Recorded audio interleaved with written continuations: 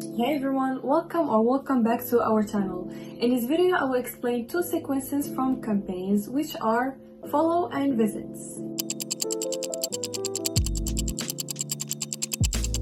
We're gonna start first by follow.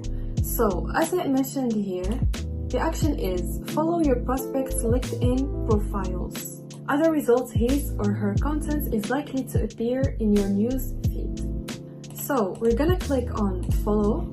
Here you're gonna create the name of your campaign. It's optional. Click on next.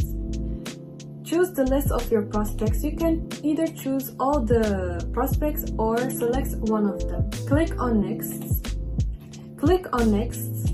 And here you go. Your campaign is created. Now we're gonna talk about visits. As I mentioned here, the action is visit your prospect's LinkedIn profile. This action simulates a visit to your prospect's LinkedIn profile.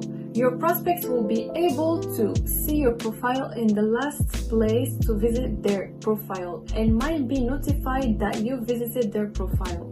So we're gonna create this new campaign. Click on visits. You can create the name of your campaign. It's optional. Click on next. Now you're gonna choose the list of your prospects. You can either add all prospects or select one of them from the list. Click on next.